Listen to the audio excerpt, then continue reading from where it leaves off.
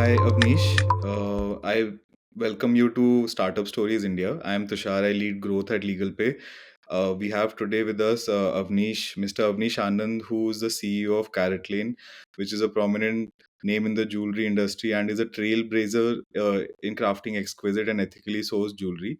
I wouldn't like to give much of an introduction. I would just like to start right away. Avnish, we had a very brief conversation before the podcast started right now, that I think you were taking an exam, which is very intriguing to me. That I was thinking to myself, I was discussing with my flatmates here right now that someone who's the CEO of a very large company is possibly still trying to upskill. So could you just explain or maybe tell us what it is that you were taking an exam for, and how does your day go? See, actually, it was not an exam so much. It was like a self-assessment. I was reading some book, and these books have these things where they say, okay, in the last 1 week, did you do these things or you didn't do these things, Right. which kind of, in a way, helps you take a self-check of what are you doing and whether it is in line with what you want to do. So that was what I was doing. What was your second question, Tushar? How does your day generally go, Avnish? Because I understand that you must be extremely busy. I would just like to understand, for my curiosity, your day, or how does your week or how does your month look like? See, I think of I don't think in the, because the days are different for a weekday and a weekend. So I would say that there is, on a weekday, there is obviously work, which is carrot lane work. Because I'm 44 years old, and over the last few years, I've read and met a lot of people and understood the importance of taking care of yourself health wise. So I sleep a little more than what I would do earlier.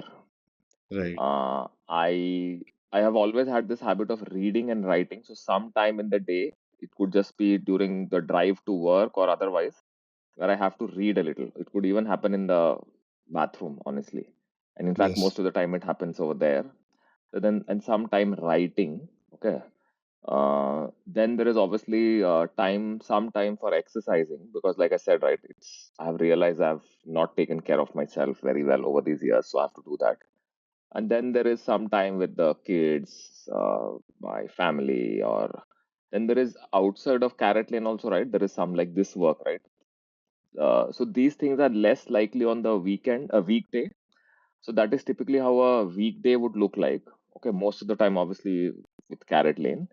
Weekend again, there the carrot lane work reduces a lot, except for, I if I have to have a chat with somebody, a one-on-one, or something I could not take care of during the weekday, then I would do it on the weekend, but it would not be more than an hour, 2 hours max on a Saturday, possibly.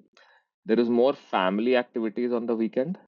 There is a little more exercising, a little more reading, catching up with other people, things like that. Like if you tell me today's day, right?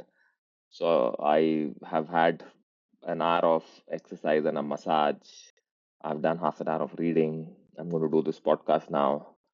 Then there is something planned with my parents and my family later in the day. Do a call with somebody. So this is how so in a way, I the way I try and do it is that I identify activities rather than planning a calendar. That this Right. week I have to try and do these things, and every day I have to try and do these things. So in a way, if you, it's like एक hierarchy है. वो ऊपर वाली चीजें करना ज्यादा जरूरी है, and if after that there's no time left, then the fifth sixth item will not happen, but I cannot compromise the one two and three items. So yeah, so in that sense, the importance is obviously there is work and there is family and exercise and my own reading writing types of, these are more sacrosanct in that sense. So I wanted to ask you a very a generic sports analogy question, which is something that I understand from a lot that has been written and that you have also spoken about, that you're a very big sports fan. I'm also a very big sports fan. Something that came to my mind is that there is a carrot lane clause or a carrot lane investment structure that needs to be talked about. And this is just something that I keep reading about, that is Manchester United Football Club. And the analogy is that there is a Glazers clause. where the Glazers had basically bought Manchester United in 2005 or 2006 with the Yeah. leverage out, and thereafter they have been taking out dividends. So it's not really an analogy; it's the opposite of analogy. It maybe is an antonym that, from what I've understood, that CaratLane and the partnership with a huge brand like Tata, which is possibly the most trusted brand, has it been the opposite of that? And are we do we see such kind of partnerships happening in society, or is this like a very unique partnership where basically in the Manchester United scenario the investment has actually drained the football club of its footballing soul? In this kind of a partnership, it has infused even more soul of CaratLane, and it has brought CaratLane even more like to the essence of what CaratLane truly is. Could you just shed some light on whether this is actually can be labeled as the CaratLane clause going forward for, like, co-founders looking for such a investment structure or looking for such kind of a partnership that actually helps them thrive a lot more? See, let me first start with the analogies. You Right. mentioned Manchester United, right? Yes. The problem with Manchester United is not so much about the finances, Mhm. because they are still such a popular club. They generate, I think, one of the highest off the field revenue in as compared to any other sporting franchisee in the world. One of the top. So they are still able to make money, which is why, in spite of all the mismanagement and taking money out by the Glazers, it's not that they are reaching a stage of financial insolvency.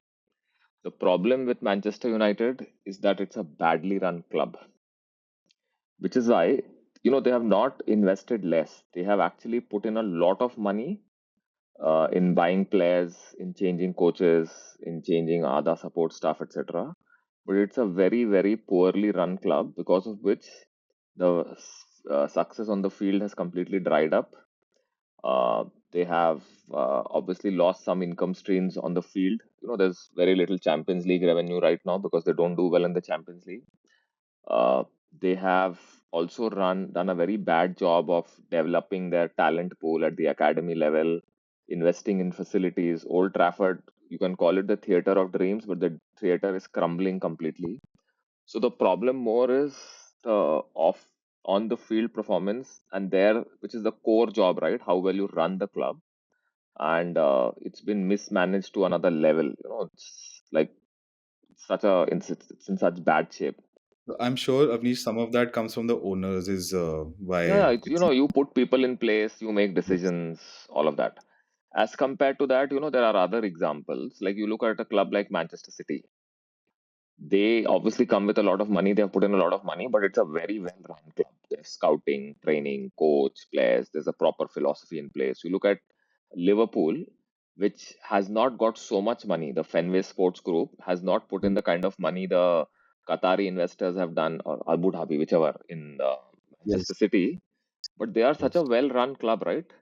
Saudi. And Yes. the beauty of the well-run club is that Fenway Sports Group have done the same thing in America with the Boston Red Sox.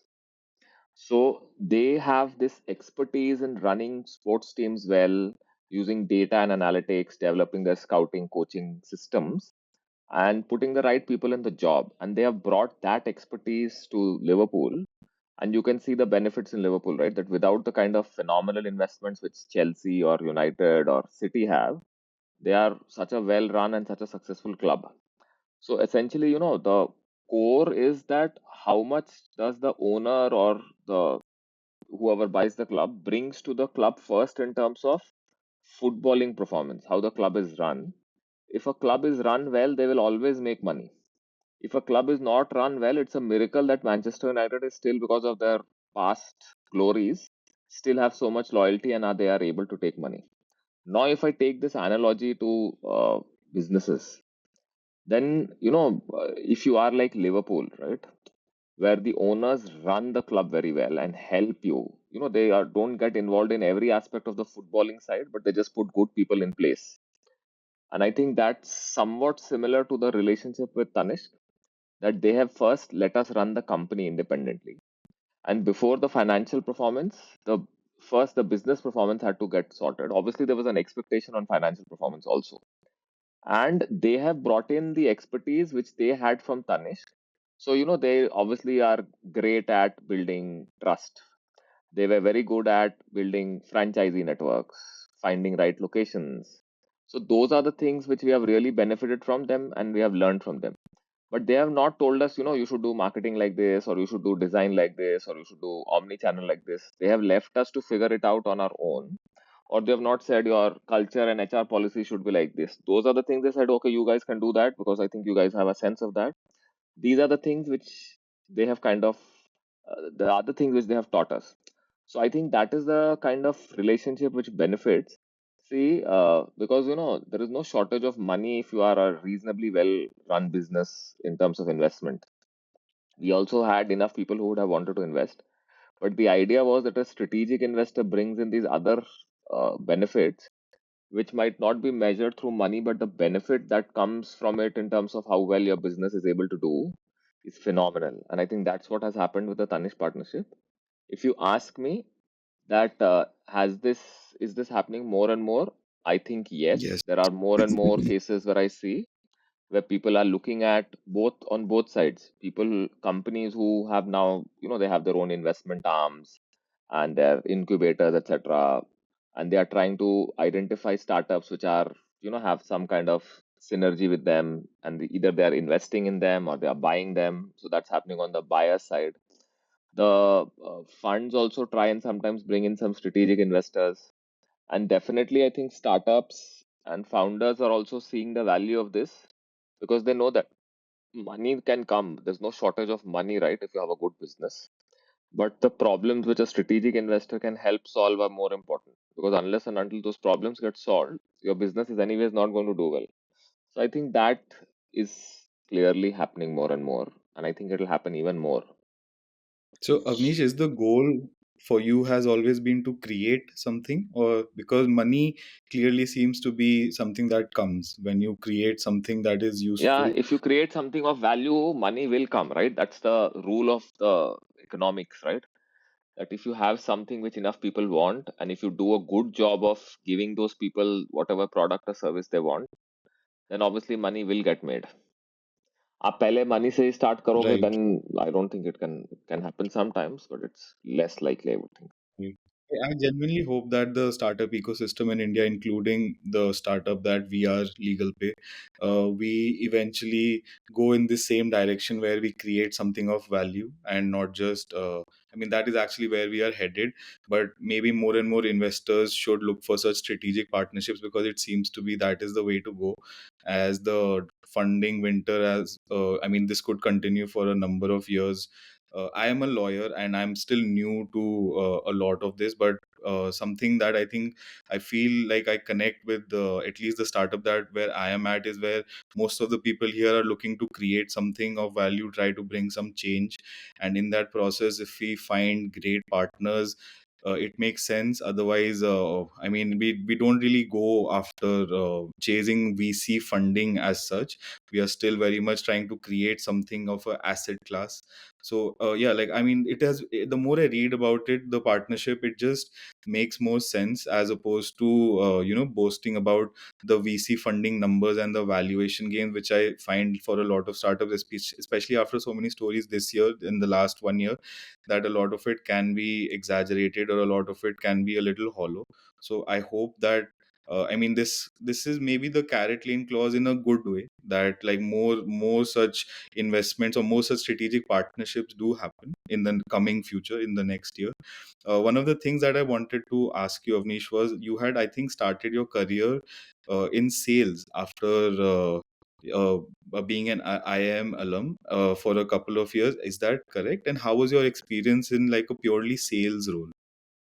See, basically, I was a management trainee at Onida, the consumer electronics company, and you are typically put in a sales role to start with, at least in that company. Happens in some other places also. Uh, it was also 2003, so it was not the most desirable job, if I can be very honest about it, which I would have wanted. But I was okay with that, and so obviously it started with sales, and that was what I did for a year and a half over there. I think, it was a very important 1.5 years for me.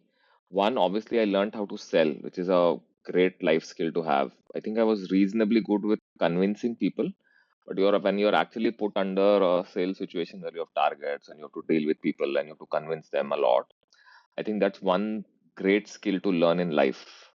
I cannot Yes. overemphasize that.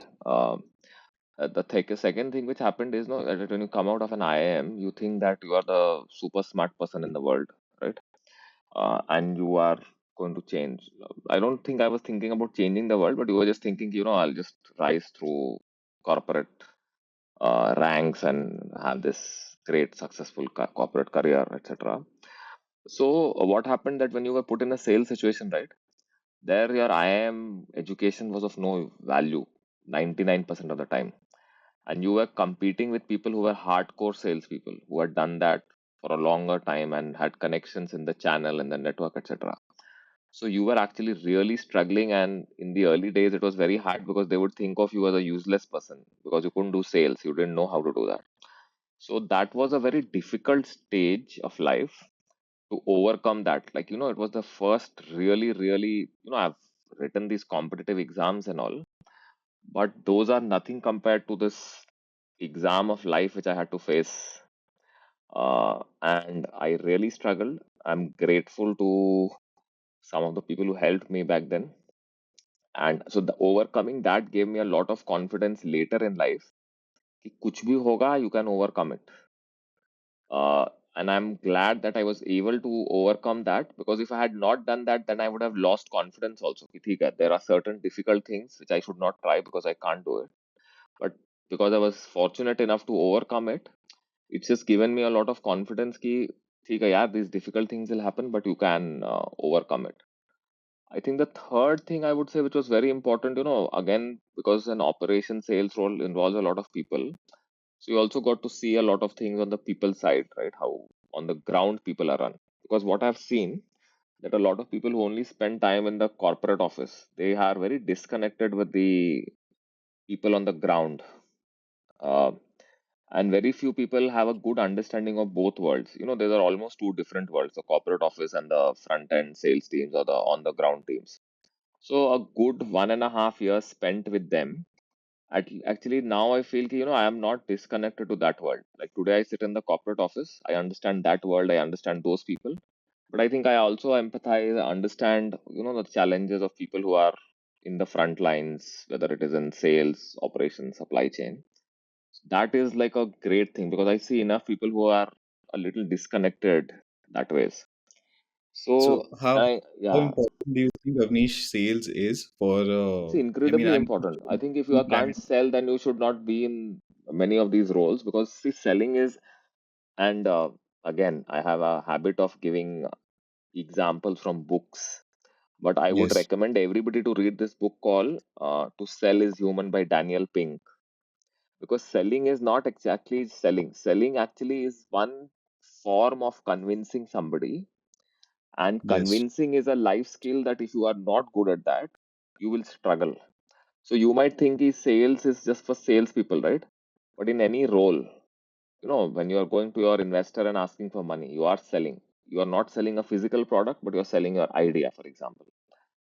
Inside the company, if you want somebody to work in a certain way, you are still selling again your vision or your idea or the plan which you have to people so that they are motivated and they go after it.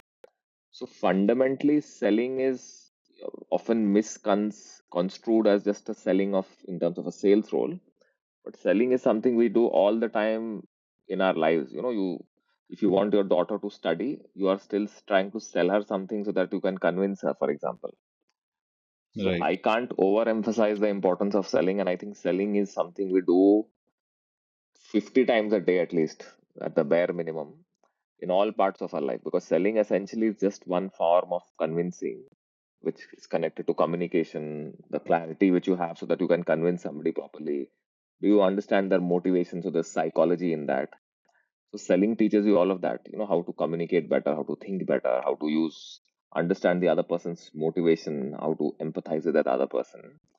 It's like, as in, it's a mandatory thing. And I think very few people can succeed in life if they're not good at selling. So, in fact, Avnish, there is a great personality called Naval, by the name of Naval Ravikant, that I follow. I'm sure you've heard of him. A lot of Hmm. his thoughts are publicized all over Twitter, and like he does it so well himself on his podcasts. One of the things that stays with me is that he says that maybe in 20 years or 30 years time, all the jobs would be around tech, like purely tech jobs or sales or Hmm. artistic jobs that people enjoy and do creatively. So that gives me a lot of like enthusiasm, because I can't take up tech anymore, personally speaking. Sales is something that everybody should be learning, and maybe focusing on more creative outlets where you can possibly use these new age tools and AI to drive become more creative and actually find interest, and maybe try to make a livelihood out of the passion that you can find through creative pursuits. But you would still have to sell it, and you would still need tech. So I mean, I really like how you think about sales, and I'm sure your experience helped you quite a bit. One of the things that I wanted to check is, how has sales and marketing changed from 20 years ago to this date, and how important is like a purely human based sales and marketing, or is it all data driven digital sales and digital marketing that is effective in this day and age? See, I think obviously one big change which has happened in both sales and marketing is the number of new mediums which have come up, right?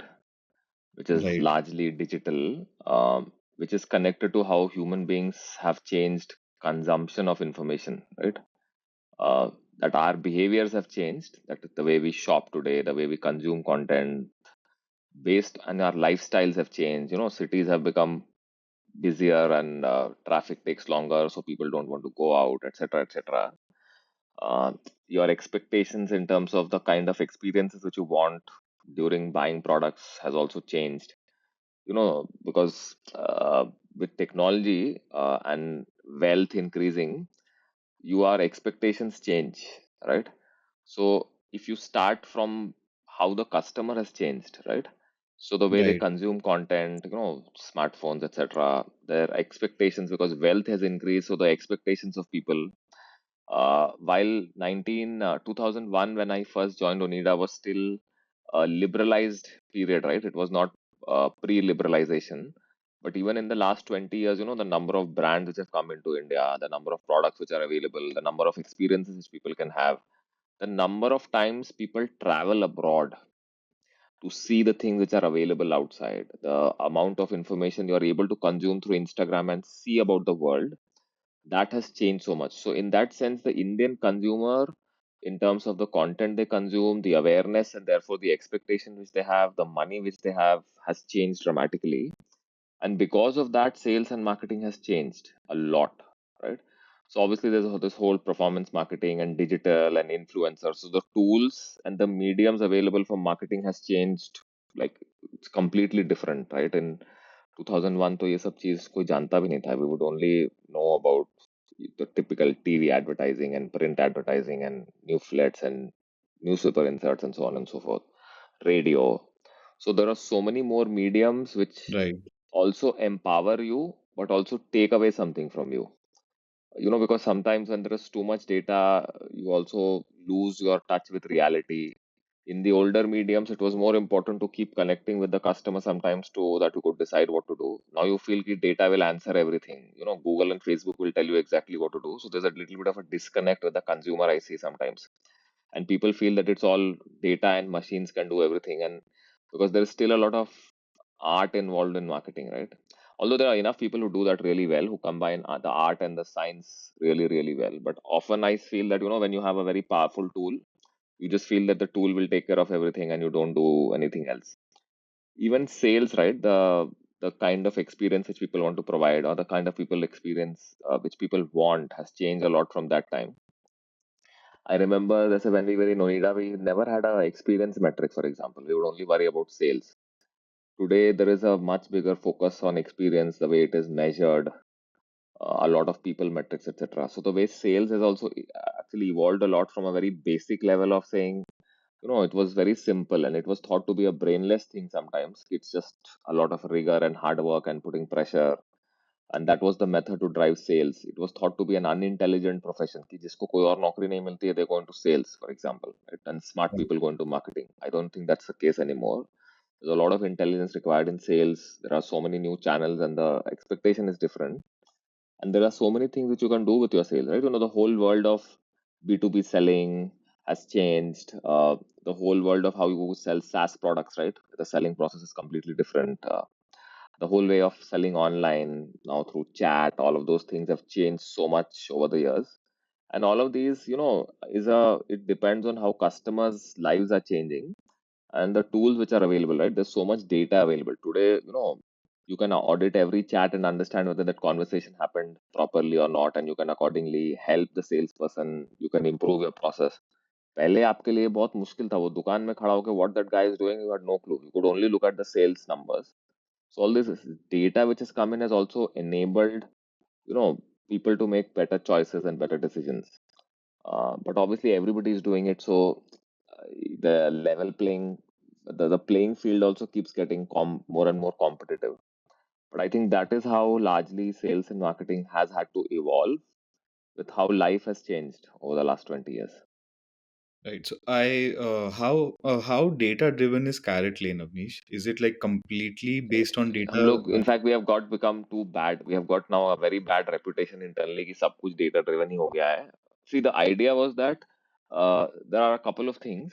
C when I say data driven, I essentially mean कि we should be objective, Hmm. so that we should not let anecdotal information or our biases get into the way. We should try and use as much information which is available to make better decisions. That is the point of data driven. But because you use the word data driven, everybody assumes that we are referring to Excel sheets and data through analytics.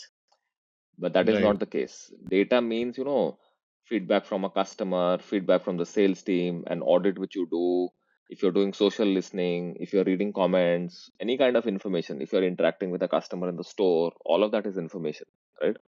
And the idea is that you use all of that so that you can take better objective decisions, right? Second thing is that, we often feel there are certain professions or certain functions which are creative. And mind you, because you also mentioned when you were talking about novel, right, about creativity. See, there is a difference between creativity and art. Right. Creativity can be, you can have creativity in everything. You can be a salesperson and be very, very creative. We often feel that creativity means that you are great in terms of art. There is a difference between art and being creative. Creativity is, how the way you see things, so that you can see things which others don't, and therefore you are able to, you have better imagination and you can find opportunities that other people cannot do. So you're creative in that way. The kind of solution therefore you can think of. Art is a completely different thing. So a lot of the artistic uh, functions, right? There is generally this thing ki, impact cannot be measured. So and we as a company don't believe in that. We feel that everything which you do should have some impact on the business and the customer, and we can find a way to measure that impact. It need not be measured just through data. There are other ways of measuring it. We should just agree on that. So you should at least be able to articulate ki if I do this well, what will happen to the customer or the business in English.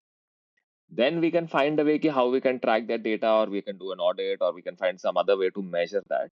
But we can't say ki whatever we do, it is an artistic pursuit or it's a creative pursuit and there is no way to measure impact. And I think that comes down to having accountability for everybody.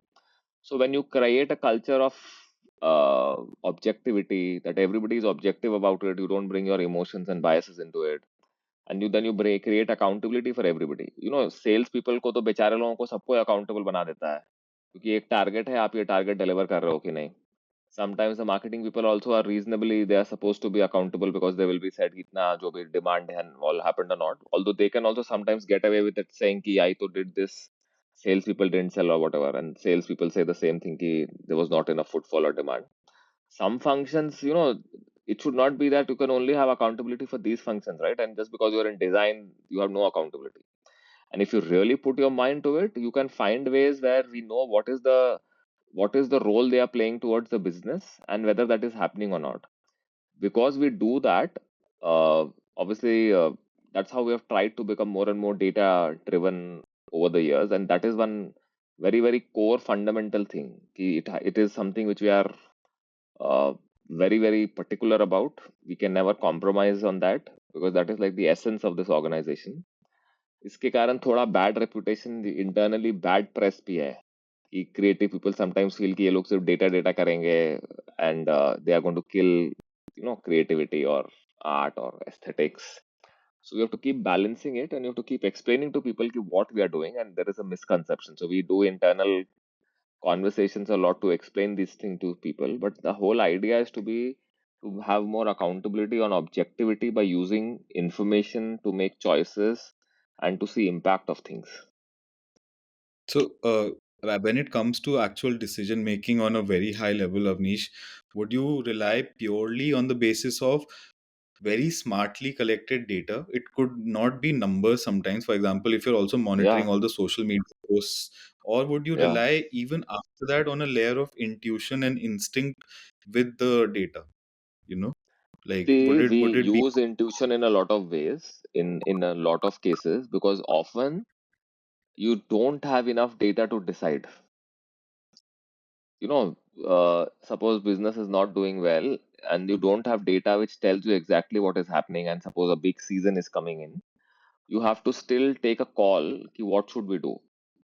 So while we try and use data, and data meaning not just the data meaning information, to make as many decisions as we can, but you are always facing situations where you don't have all the data which is needed to decide. And let me tell you one thing, when you make decisions with incomplete data, it is the most dangerous thing you can do. So data driven or a data approach works when you have a lot of information and you have most of the data. Otherwise, incomplete data, you might be missing some important variables which might impact the outcome in a very big way, but you have no data for that. So we definitely use our intuition in many cases. Or sometimes we say कि अगर data नहीं है, let's run an experiment and check कि whether it works or not. So that happens a lot. And sometimes, based on previous experiences, कि हाँ, let's take this call. So there will be qualified risks which we will take, or you will take qualified gut calls also sometimes, because the business cannot stop just because you don't have data, right? So there are enough times where you will take everybody's opinion and you will say, okay, let's do this, let's try this, we'll see. There is always, when you do that, no, so you also work with a stop loss कि चलो try कर रहे हैं, हो सकता है this will not go well, but ठीक है, if it doesn't go well, we will try up to this stage and then we'll say, okay boss, it's not working, let's stop this, or let's change something. So that actually happens a lot, and so therefore it's not that in data, and then if there's no data then we can't decide. Only we don't want paralysis in that sense. So we use right? gut, and there is also two types of gut. There is a trained gut and then there is an untrained gut. If you have seen the same situation play out many times and you know what led to success in those situations, then you are good enough to say, let's go with your gut, right? Because we know that that's not a random gut, it's a trained gut who has seen that situation happen multiple times in the past. So maybe the decision can be even against the what the data shows, because the trained gut decision making could be even better than See, that, if there is than very, just very strong data and like large enough data, which is very powerful, then I would say ki the data still takes precedence. But when you Hmm, know that the data is not fully convincing, or it's mixed, or it's not sufficient, then we will let the gut also decide in many cases. So right. that No, business should not where stop. If you have time to do an experiment or collect data or collect more information, you will go for that. But if you know it's not possible and we have to take a decision today, then see, the other way decision making is improved is you take multiple opinions, because that diversity also improves decision making, because even then you know that everybody has a different perspective and you're putting all of that together and then you are taking a call. So but ऐसा नहीं होता है कि the data is very convincing, we have all the information that something is not working, and we'll still say, nahi, my gut says I should do this. sure. So See, this another is thing, such a, it's not a very straightforward linear thing, Tushar, कि आप एक decision tree बना सकते हो इसके बारे में. And I think yes, that is like why somebody has to take a call whose head is on the line to say, ठीक है, let's do this. hmm. I think that's what happens most of the time. That you have So to sometimes say, okay, ठीक है, there is a risk, but let's go with this. So how just coming from data to something that maybe cannot be measured, as per me at least, which is productivity. I don't know if you've read recently or heard about this recently, that there was a comment by Mr. Narayan Murthy around a 70-hour यार work वो week. Productivity नहीं है ना. We are not living in the industrial age. We are not in the Robert Taylor or whatever Right. tailorist era, that Mm. productivity is just measured by hours. In our company, in fact, see, there are, in fact, CaratLane is a combination of multiple companies. Right. The culture and the HR policies are, say, slightly different for sales teams, supply chain teams, digital teams, design creative teams, right? Because their industry is like that. Like they would not just compare themselves to other functions in CaratLane, they would compare themselves to their peers in the same roles and same functions in other companies also. Yes. Right? So जैसे हमारे यहाँ पे productivity is measured in terms of outcomes and not the number of amount of time put in. See, we Mm. obviously want the guy in the sales team to be in the store for 9 hours because customers will come. But if you're just there for 9 hours and you don't do any sale, or your conversion number is bad, or your experience score is bad, we are not happy with that. And for the Right. central teams, we have a very hybrid culture. While there are times and we expect people to come to office and all, but there is a very, I would say, reasonable work from home policy or the time people come in. And largely, most teams may, as because we define outcomes, right? We have made sure even the design team has clear outcomes. If you are sitting on the beach in Goa and you can deliver that outcome, I honestly don't have a problem with that. Exactly. Yes. That is the way work is heading Yeah. towards. So I outcome, you want smart people, right? See, we actually deal with difficult problems. I don't want somebody to spend 100 hours on that problem and not solve it, but tell me I spent 100 hours. I would rather that you are a smart person who can spend Mm. 40 hours and solve that problem and then go on chutti. I don't care. Because, it is the competency and outcome which is more important. We are not in the manual labor industry, right? That where Right. output is directly correlated to effort. We are in the, the, what is the word for it? The knowledge economy, right? That it is the, your smartness. There is this example, right, which they give, that people are digging trenches, right? And everybody digs for 100 hours and they have the same amount of digging which they can do and they get the paid the same thing. And then there is somebody who figures out a better way to dig it, and to figure that out he might possibly takes 2 days off to think about it, and then he comes back with a method that he can dig the same amount in half the day. We want that to happen. We want people to stop and think and say, okay, can I do this differently, because this is not helping. And I think that is Right. how it works. Mr. Murthy has his own views based on his industry, because they see they are also in a service industry, right? I think their clients are also paying them based on the time spent, so possibly that's why they want more time to be spent. Our customers Makes are sense. not going to pay us basis the time spent. Our customers are Yes. going to pay if the experience is great, if the design is great. So if I say, Yes. okay, you have to, so there is a mismatch, right? I have to make sure that our efforts are aligned to what customers want. Customers want great design. So then my goal is to make great designs and not say spend a lot of time designing. Yes. That could still apply for consultants or law firms wherever the Yeah. hours matter. Uh, No, the clients not are for a lot of. also, yeah, if clients are also just interested in only billing based on time and not outcomes, it's their Sure. loss.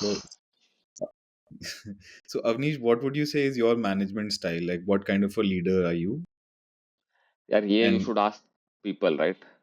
right. Honestly, I'll tell you that, once something becomes successful, then people start to create a narrative based on hindsight. कि Hmm. हमने शुरू में ऐसे सोचा कि culture ऐसा होना चाहिए या ऐसे लीड करना चाहिए. In this company, most of the things have happened organically through accidents, or just randomly discovered, or we just figured something out on the way.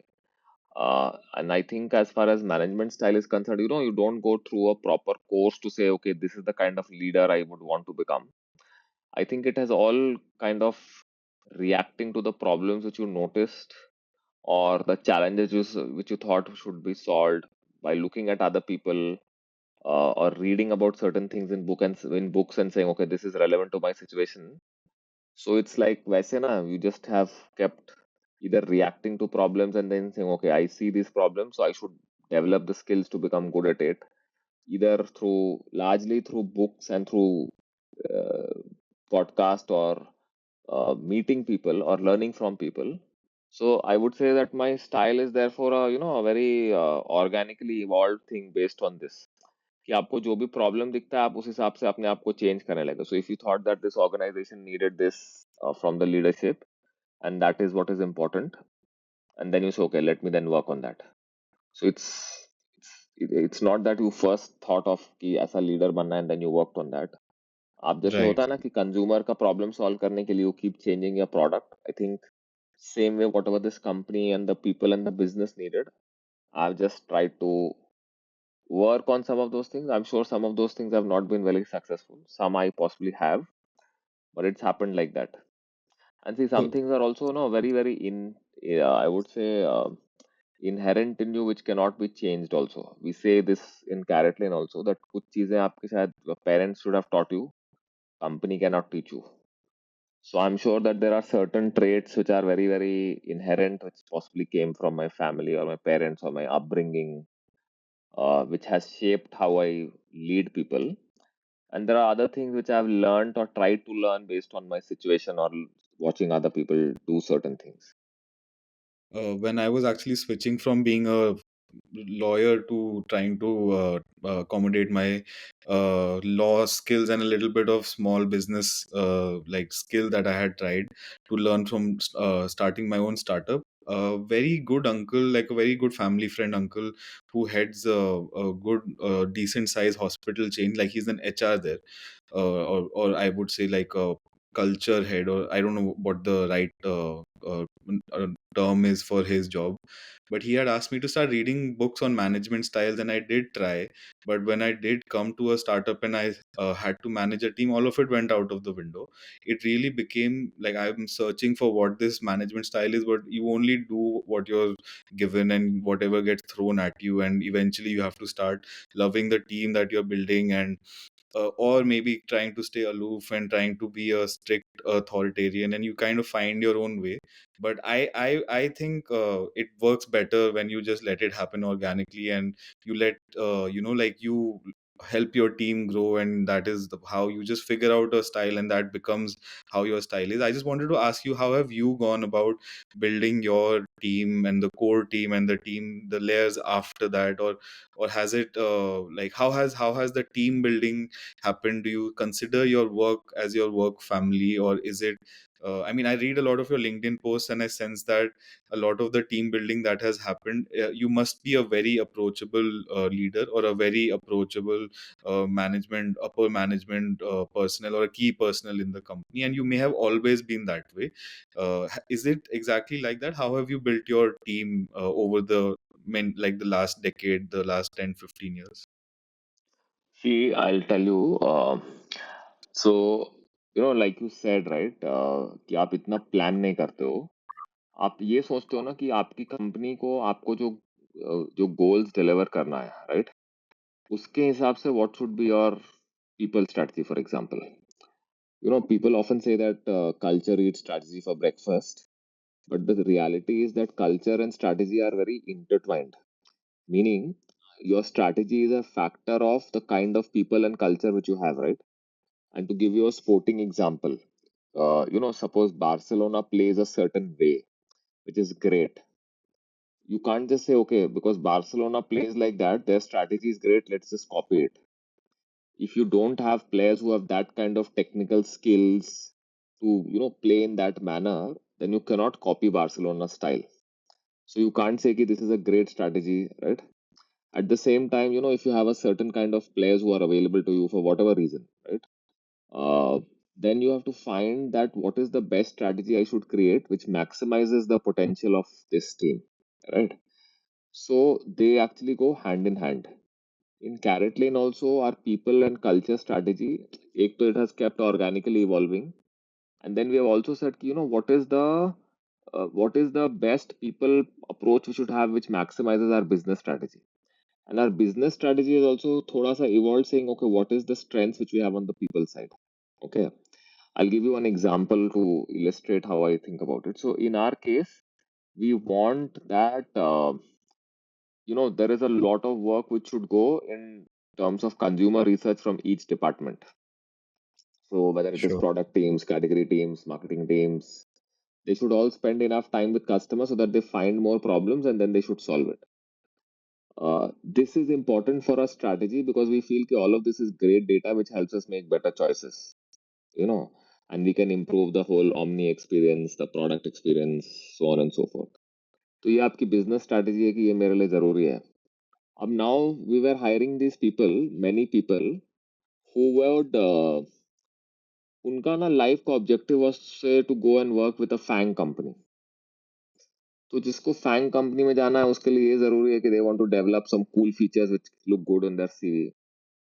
So then we said, boss, we don't want such people. And these people were not very interested in going and talking to customers also.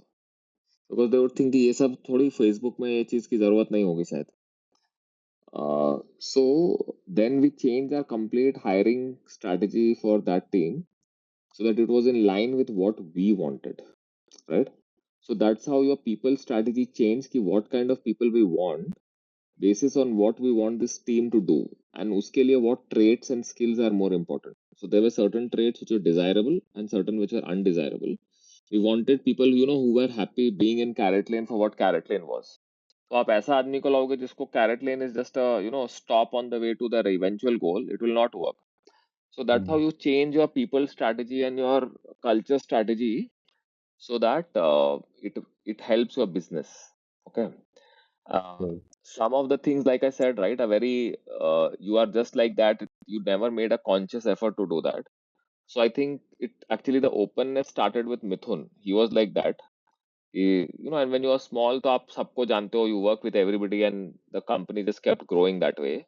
I was also always like that. When you come from a small town, you work for 1.5 years in sales, so you work with everybody, so you understand the value of interacting with everybody, and they are. It's a great thing. एक तो it builds motivation for people. You also learn a lot कि हो क्या रहा है, right? So when people come in 5 minutes, they will tell you something which is so important and so useful, which you would otherwise never know, right? So you एक तो that so some of those things are very inherent. Some of the things also, I think, we also changed based on some mistakes which we made. So I have made. I remember in the early days, I made some mistakes, for example. So then I realized that the method which I was using was not working. So then I became very interested in saying कि ये बाकी लोग ये problem कैसे solve करते हैं. So then I read a lot, I met a lot of people, I studied other examples, and then I figured कि हाँ ऐसे कर सकते हैं. फिर आपने उसको कुछ साल ट्राई किया कि ऐसा करने से does it work or not. So a lot of this, has been again a combination of these things. Either you made mistakes, so you said I need to change. Some of this was the dynamic between how people impact strategy, business strategy, and business strategy impacts people, so that we do basis what is our strength. Okay, what is the business strategy which will deliver us goals, and what kind of people can help us deliver that. And then also, okay, what kind of people do we have or we can hire well, and accordingly, what should be a business strategy. So it's a constant yin and yang wala thing which happens over there. And finally, something which are very, we were just that kind of people, so it just happened organically. It is possible that if Mithun was a different person, then it would have happened differently. So, but So, again, some things are very deliberate. So the mistakes which we made, which we realized, those things were thought of very deliberately and changed. Some of the other thing, the business and people part was also deliberate, but there is also one component which just happened very naturally and organically based on our own personalities, I would say. okay. So, Avnish, do you happen to have any role models that you look up to? Are Yes, you I someone do. who's, yeah, So there are multiple role models for multiple things. So, and that also keeps changing with your stage of life. In fact, role modeling is a very good thing, and you should even write down ki what is the part of them which you consider as a role model. So then, when you are doing things, then you can always say ki what would this person have done in this situation. This is something I'm still kind of working on. In fact, I read about this recently in a book where they said you should have like a board of governors for yourselves who are all these role models. So you kind of say, okay, these are the things I like about each one of them, or they do it very well. So then I should model my behavior based on that. This is something which is still a work in progress. There are certain things of certain people which I admire. So it's not, like a one person and I want to be like that person. It's like Yes, saying I like this person for this reason and I should try and be like him for this aspect. right. And can you give us a few names who are such one? What you maybe like about them, certain aspects. ये बताना जरूरी है. Any name, one or two names would also do. Generic aspects will also do. Seriously, I am a big fan of David Beckham because I think, in Sure. spite of all the fame which he's had, his hardworking style has not changed. He's never given up on that. He was not the most talented footballer, and he's achieved Hmm. success through his humility and his hard work everywhere he's gone. Whichever club he's played, in spite of not being the most talented player, he's through his hard work, his the way he's dealt with people, his humility, he's made friends and become a great team player, and everybody everywhere he's been very successful. I think he's also a great example where he's been successful in life beyond his playing days. Right now, he's running a great club, for example, and he's such a great family man. A lot of people are very successful in life, but they have very screwed family lives. And at least from the looks of it, it seems that he has a great family. He still loves his wife. He has four wonderful children. He's still, has a great relationship with his parents. A lot of his ex-colleagues are also great friends. So it looks as he comes across as a man who's done everything, and he's done everything because he stayed hardworking. He's not got the airs of a successful person. He's still a very humble, hardworking person. So you just feel ki, okay, with all this success also, ek to somebody who can have success in everything. So it's possible. And it happens because you don't lose your core elements. Right when he was a schoolboy learning to become a good footballer, he had those things. So he's never lost sight of that because he's just become very successful. So that's one thing which I really like about David Beckham, and how he's got this wholesome success. I admire Right. Abraham Lincoln because I think that Lincoln had a lot of courage. So Mm. he is one person whose courage I really, really admire. And he was not, he was not, uh, in that sense, he was not rash, but he made a lot of smart choices and he backed it very well. And so he was very, very courageous in that sense. So he's Were another these person also I your admire. yes? Were these Sorry? also your role models when you were younger? Were these No, also the same people that were your role models when that's you why I were said no, young? your role models have to keep changing. See, when we were in school and college, then उस समय हमारे role model ऐसे होते थे जिसने IIT में इतना rank लाया था, या मैं हमारे घर Hmm. में all our elder cousins would write the civil services exam और people in the family. So उस समय तो our world was limited to saying कि can I become successful in one of these competitive exams. How it happens in Bihar, right? एक बार आप वो कर लोगे then life will be set. तो your role model Yes. Was not beyond that. ठीक है, when you were young you also had some cricketers as role models because you would think कि मैं भी ऐसा बन जाऊंगा, obviously. So those were role models, no, where you just looked at their success and said, "Ah, I want this." I think as you grow older, then you also start to understand other parts of their personality, and then you say, "Okay, I want this from them." So I think, just I really like Rahul Dravid, for example, one of the cricketers who are there. And again, Rahul just, you get the sense that he's again so balanced, right? In fact, Rahul Dravid, in my view, while he does not have the playboy lifestyle or the lifestyle which Beckham had, but he was also such a sought after bachelor when he was unmarried and he was so successful. And he's also understood his limitations and his strengths and worked around it and been so successful, right? I don't know, you could say that he has one third the talent of Tendulkar possibly, but he's been almost as successful as him in Test cricket. Again, his children are doing well. Has a happy married life. He's now been very successful as a coach and as the NCA director.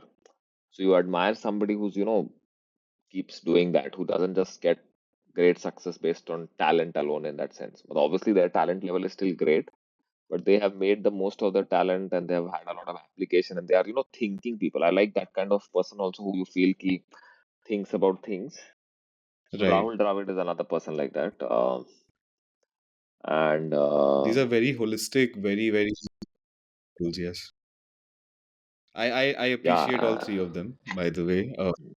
mm, So, Avnish, I think uh, you're a very voracious reader, right? Are you yeah. are you giving me another example? Yeah. No, no, I Are think you were those you are. were you Uh, I was yeah, thinking of. I mean, I have it written down somewhere. So I right. was able to think of these three. I think there are some other names also which I'm not able to recollect right away. But I had some five, six names.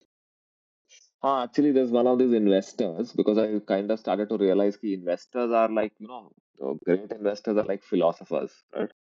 So I Mm, actually, whether it is Warren Buffett or Charlie Munger, their learning ability for me, the amount of time they spend reading and learning, I think that's phenomenal. And even at the age of 95, so that's the part I like about them.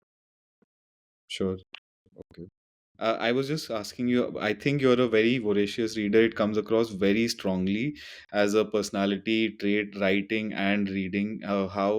How important do you think that is, generally speaking, and what are you reading? Can we also get a list of recommendations that you can maybe give to either younger people or anybody, in fact, that in different categories that you could suggest that people should read? See, yes, I am. And I think I would read a lot when from a very early age. I think again there are family influences which have helped over there. And pehle to you would only read storybooks because that was what was available. Then obviously you got interested in other genres and you started reading all of that as well. My thing is no that if you have to be successful, or if you do something well, it needs you to think about it, right? कि कैसे मैं ये अपने आप में ये change करूंगा, right? And good thinking needs good writing. You have to keep writing so that you get clarity on your thoughts. So if you are not writing, that means you are not doing enough good thinking. Right, And good thinking के लिए you need a lot of good input. कि आपको और अपने में आप you have to collect more information. So more information, the see ideally the best way to learn is from people. Somebody who's done what you are trying to do, or what who has learned what you are trying to learn. Unfortunately, it's not always available. So today, if I want somebody to teach me something, you know, either you will not know somebody, or if you will know somebody, that person might not have time, or that person might not even be a great way a teacher. It's not easy to teach something. So the second best option, therefore, which is available, is through books. You read a lot about it, and you then understand how it's done, and then you try and practice all of that. So in a way, this is the chain. You get a lot of input material, and then you think. Thinking is also important because उससे आपको ये पता चलता है कि what are the things you should try and get better at. Then you say, okay, these are the things I should try and do. So let me get, how can I do that? Then you get all of this input from either people or from books. Or by right, doing it yourself, also you learn, right? And then you again say, okay, now I've got all of this input. Let me now process it again and do some more thinking to say how I can use it. Then you use it and you again think whether it is working or not working. So there's a lot of thinking which is needed, right? And writing helps with that thinking. I think that I was not very good with education for, and I'm not saying I am a role model and people should copy me. So a lot of the things which I've really, really learned in life have happened through this. And because it has given me enough success in life, that I'm now even a bigger and bigger believer in that method. And as like you said, like I said, right, that things are dynamic, right? What you want to learn, which is why your role models also keep changing. So obviously you have to keep finding, there are always new things which you want to learn. And I think I've thoda sa have become, I think I was always very, very curious. So you read about random other things also. So there's always a sports book which I'm reading. There will always right. be one book about some other topic which has nothing to do with work or learning or development, just out of curiosity. So I found this book recently, which I'm going to pick up very soon, is about construction. There is this Indian woman, I think some Agarwal, who's based in England, who's written this book called Built. You know how things are constructed. I have no reason to read it otherwise. There's no benefit which is going to possibly come from it, but it's just, I find it very interesting to know okay, how do they plan to do some of these things, building bridges and nuts and bolts and tall structures. Same way for some other subjects also like history, etc. Then there is Mm, learning which happens because you want to learn a specific skill, like I said, right? That you want to become good at investing or good at marketing. And then about life things, right? As I'm reading this book right now, which is called The Power of Fun, which is to increase fun in your life and why fun is fundamental to being happy. So वैसे हैं बहुत सारी books which I keep reading for different things. So there are, like it's a meal which you have, right? कि जहाँ पे अलग अलग dish चाहिए. So for me, books are like that. कि some books are for some reason, some are for learning, some are for just general enjoyment. If you ask me for a list, see, I would at this point in time, I will also suffer from recency bias. I will just remember the good books which I've read. sure. I generally keep all my books listed on Goodreads, where I'll put whatever star I gave to them. So I think, and the genre also will be mentioned. So if somebody really wants, then I think that is the best source to look at, ideally. Uh, and it depends. There is no book which is like an absolute great book. It depends on what you want. So, you might just want a book to de-stress and learn about cricket, or learn, nahi, know more about cricket. So I can tell you something about it. If you say, Right. no, I want to learn, I'm in a startup, I want to know how to build culture, then there will be other books about that. So there is no book which is like a great recommendation in general. It depends on what you want, what is your situation or age in life. Accordingly, yeah, I can recommend.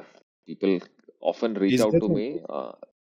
I will possibly reach out to you for this, but is there a way to develop this genuine curiosity for things?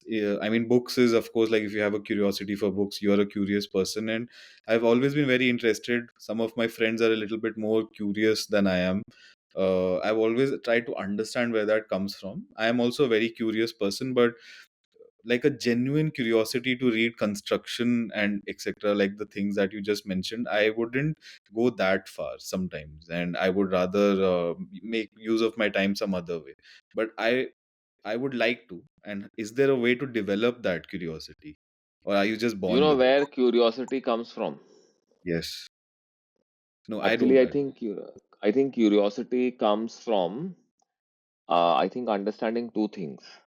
One, that the way things work. There are more similarities between things than what we think there are. So, and this is one of my favorite examples which I gave, right? Like, say you mentioned leadership style. So, you can learn about leadership style by reading biographies of great leaders in the corporate world, because you might say कि मैं तो corporate world में या startup में हूँ, तो मेरे को startup में great leader बनना है, तो मेरे को startups के ही great leaders के बारे में जानना चाहिए. That is one way to learn. But if you say कि Sure. boss, so जैसे I give this example of Changiz Khan, and some people are shocked because they feel कि Changiz was this barbaric invader. How can anybody learn leadership from Changiz? But you will realize if you read about Changiz Khan that there is so much to learn from Changiz. Actually, Changiz Khan is also in my role models, by the way.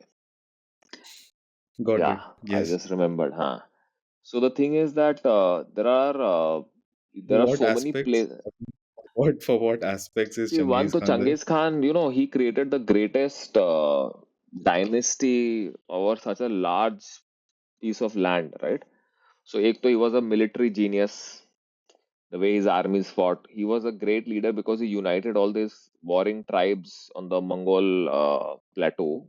So there is obviously great leadership. He was very very fair to people. वहाँ पे ये नहीं था कि अगर आप जैसे based on caste religion कि people would get or not get or women or men. So it was a very fair person in that sense. तो वहाँ पे बहुत मेरिट ड्रिवन काम था, तो इसलिए एवरीबडी न्यू कि if I worked hard and I did well in the Mongol system I could rise and do well. Imagine he had thought of this in the 12th century.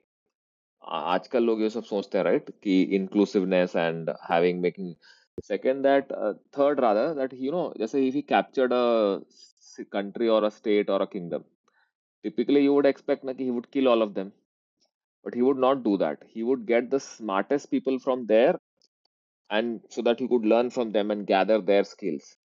So just say he would went to Germany and he saw that okay, there they are developing this technology which is great.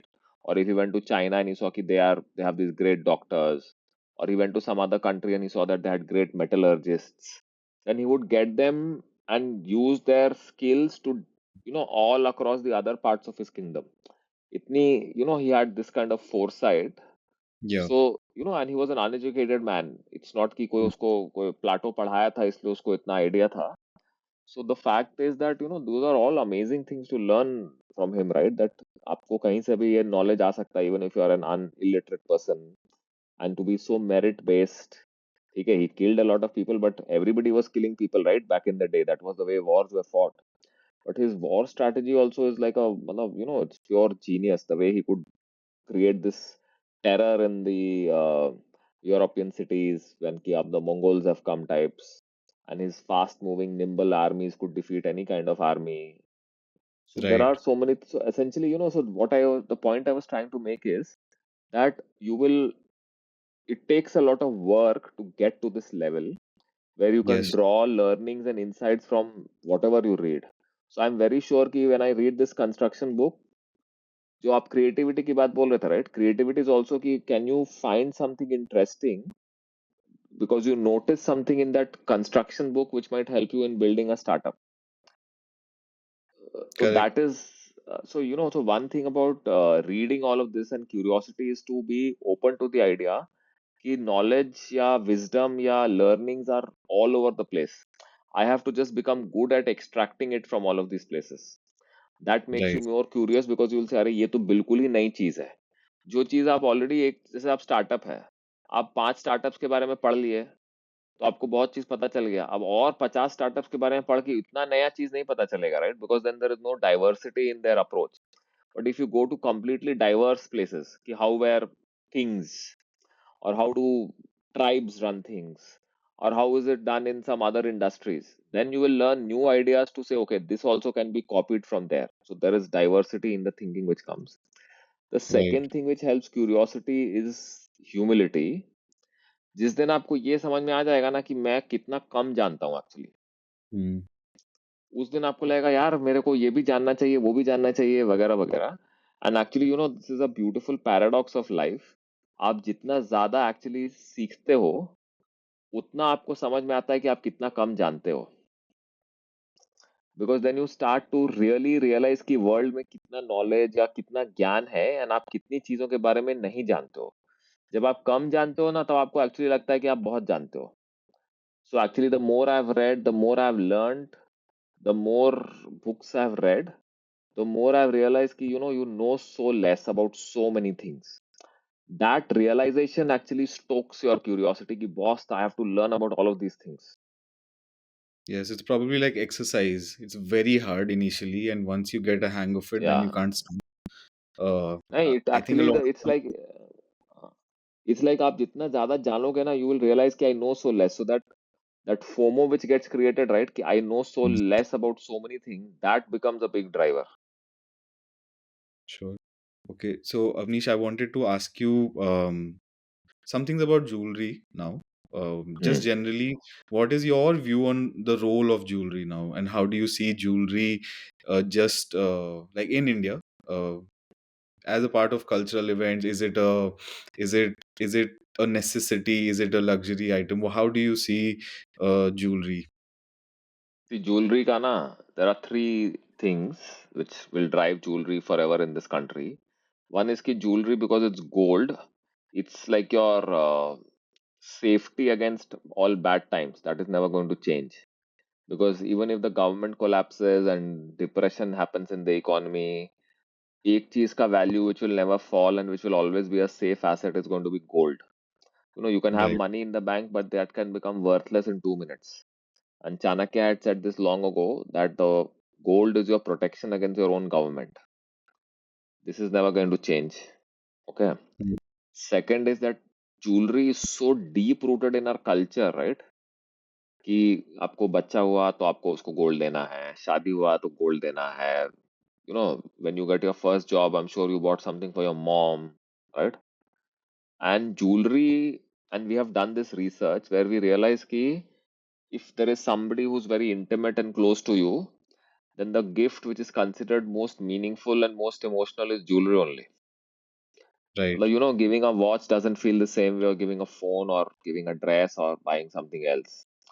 So that emotional quotient of jewelry, of what it means in terms of the thoughtfulness and how it means emotionally, is very, very high, deep rooted in Indian culture, which is not going to change.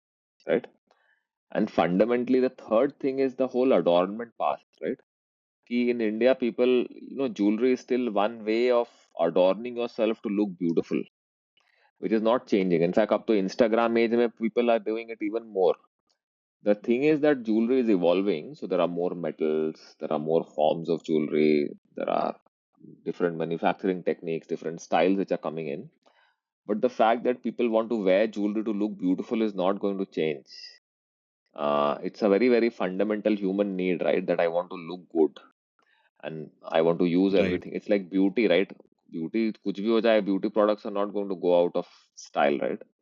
So jewelry is like that. So I think the combination of the fact that this is your biggest safety for bad times, it's so deep rooted in culture, and it's something which is very fundamental to beauty and looking good. I think those are three things which will never change. Sure. I own absolutely no ornaments or jewelry personally, but it's Are you not like married? I wouldn't. No, I'm not married yet. No, अभी तक but mummy के लिए कुछ खरीदे नहीं jewelry? personally for myself, I haven't, हाँ, but for my personally mother, doesn't matter. Yeah, I'm sure you bought for your mom or your sister or somebody, right? yes, yes, yes. But personally, I That's don't have any piece of jewelry, but it's not like I I wouldn't also want don't to. have. Yeah, yeah, yeah. So no, but I understand. Do you think it's it's like an investment strategy actually, or do you? Yeah, investment में gold is still a reasonably good investment. It is not the one which will give you the highest returns, but it's a very good.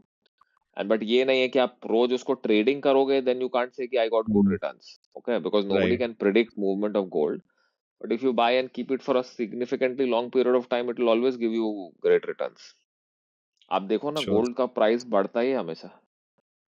Yes, yes. So now I think that Chanakya example, I actually didn't know about that, but it sounds very good. It's a very good testament to what you're doing. I wanted to just understand from you how you've brought CaratLane from like a smaller brand to what it is today, and where are you taking it forward in the next 5 6 years? What are your plans?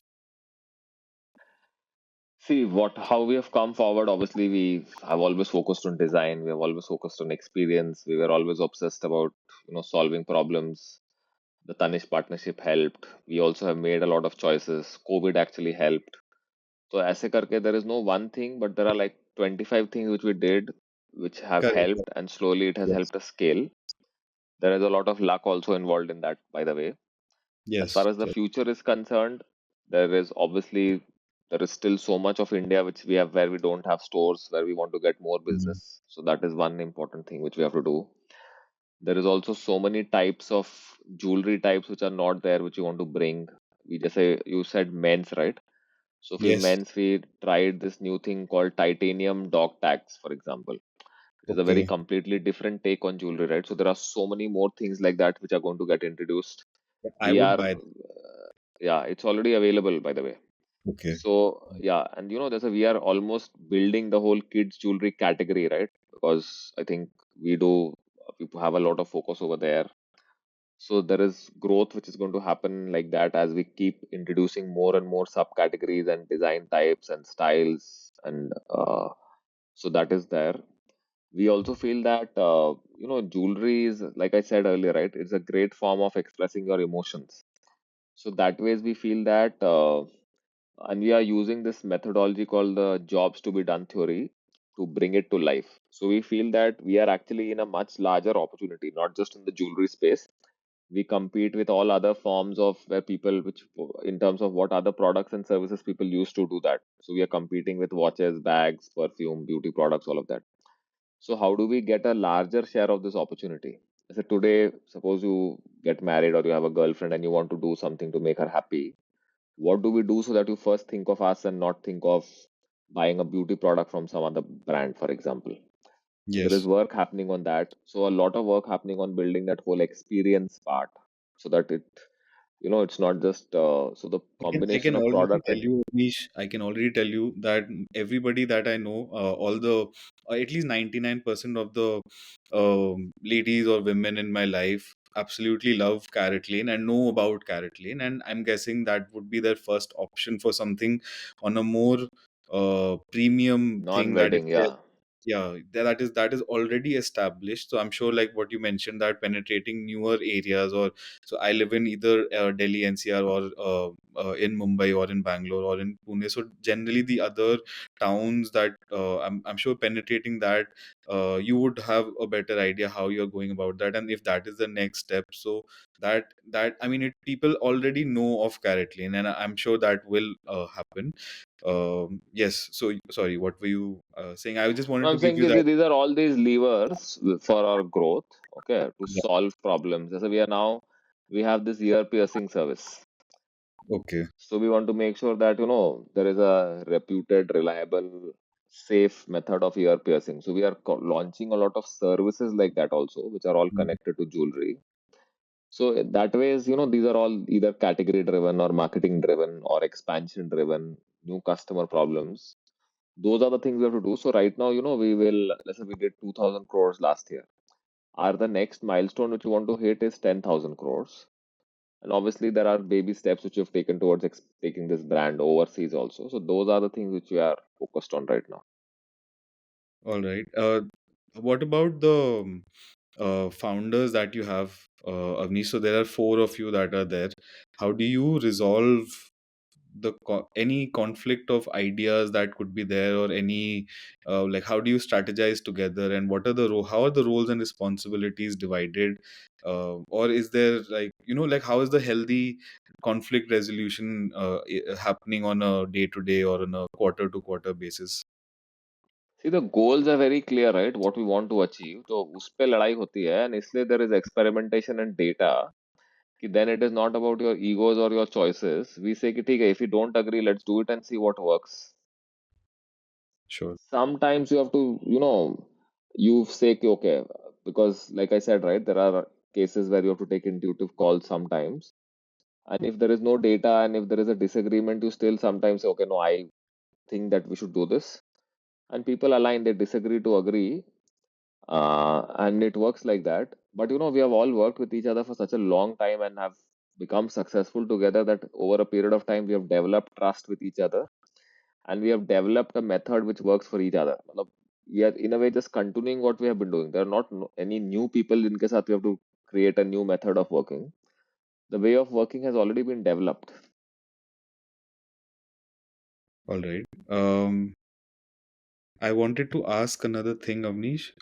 This What channels work better for you today, online or offline, and how are you going about See, every optimizing? channel has a role to play. There are channels which are used for discovery. There is channel which is used for trial. There is channel which is used for delivery.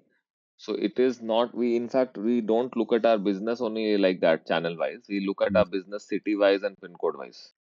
Ki how much Yes. business can I get from this city? What is the conversion in the city? Okay. And how do you go about solving any kind of legal or regulatory problems? Are there any legal and regulatory problems that you encounter? See, that is another place where the Tanishq thing comes with. So we have our own legal teams, etc. Then we employ consultants for some of these things. And we obviously can benefit from the whole Titan ecosystem. They have Mhm. much bigger teams for audit, compliance, legal, etc., etc. So whenever needed, we go to them also. And so far, between our teams, the consultants which we use, as well as the Titan system, we have been able to address whatever issues have come up. Okay. All right. I wouldn't take a lot of your time after this, Avnish. I think I wanted to delve into your thoughts a lot more than the Carrot Lane story, and come around exactly the how you are going about leading Carrot Lane from understanding how you are. That was my general idea about spending an hour with you here.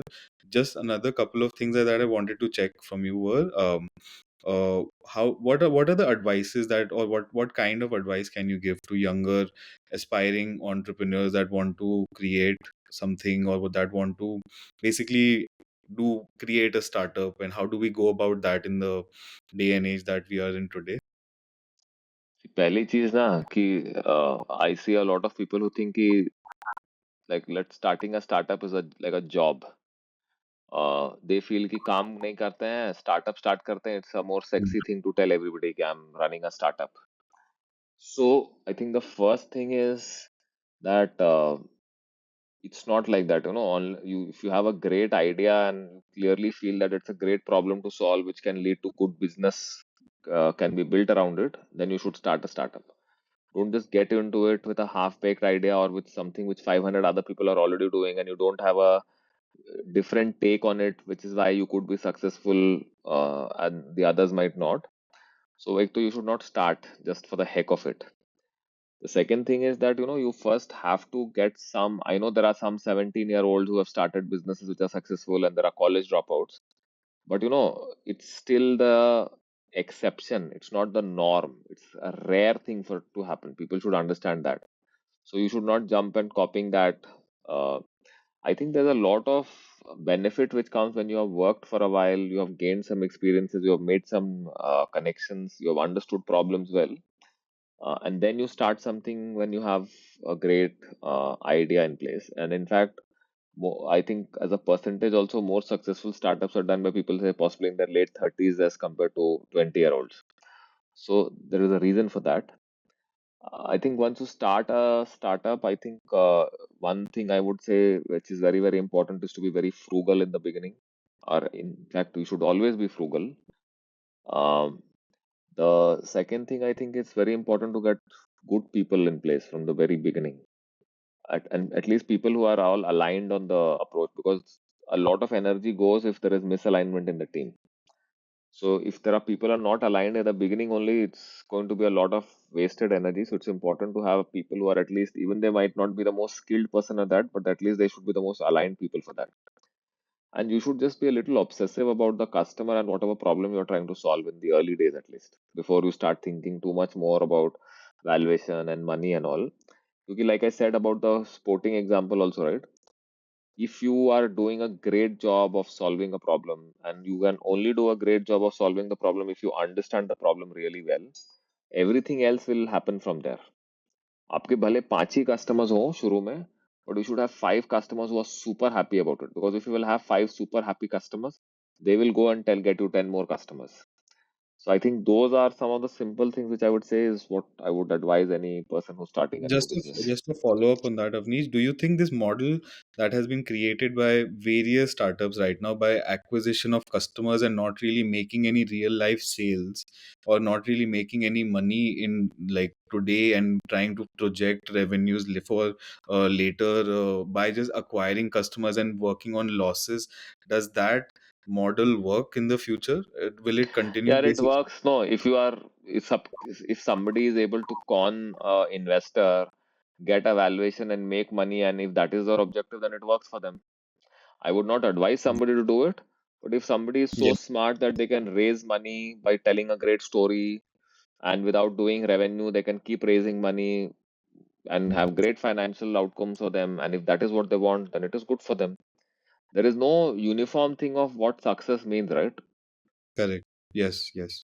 Sure. Okay, thanks, Avnish. This was very insightful for me, and I hope this is very insightful for everybody that watches it at Legal Pay, and all the viewers that eventually watch this on all the channels that we may want to put this up. Uh, this was very good meeting you finally as well. I think we have spoken only a couple of times, and yeah, thanks. Have a very good day. Have a very good year ahead with CaratLane as well. ठीक है. Thank you so much, Tushar. All the best to you guys also. Thank you so And much. thank you so much for having me here.